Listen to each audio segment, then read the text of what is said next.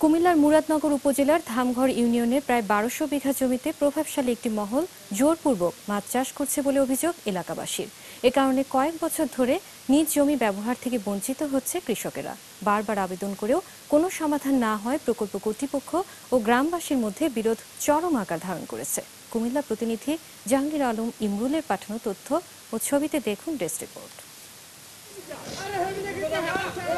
কুমিল্লার মুরাদনগর উপজেলার ধামঘর ইউনিয়নের মুগসরাইয়ের লক্ষ্মীপুর, সিদ্ধেশ্বরী, কাজিয়াতল ও পরমতলা গ্রামের মাঝখানে অবস্থিত প্রায় ১২০০ বিঘা ফসলি জমিতে গড়ে তোলা হয়েছে মাছ চাষ প্রকল্প।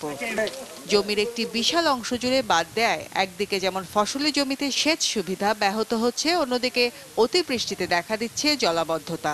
ধানমান সব পানিতে ডুবাই নেই এই বাঁধের কারণে। মাছের প্রজেক্টের নামে দেখেন এই যে জমি ধ্বংস হয়ে যাইতেছে। জমি ব্যবহারের জন্য প্রকল্পের মাছ বিক্রি করে কৃষকদের ইজারার টাকা পরিশোধের কথা থাকলেও তাও দিচ্ছে না বলে অভিযোগ জমির মালিকদের।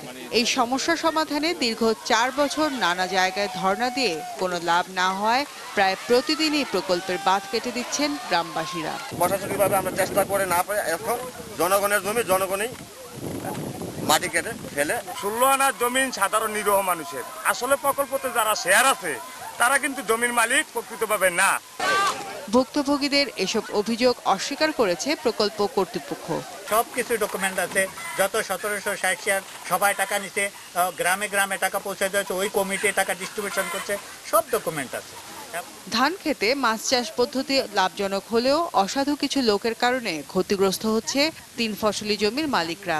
ধান চাষের সঙ্গে মাছ চাষ এটা ভালো, কিন্তু কৃষক যদি চায় সেখানে কৃষকের মতামতটা আগে অগ্রাধিকার দিতে হবে।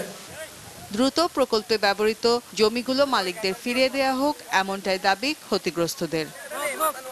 মাছরাঙা নিউজ ডেস্ক।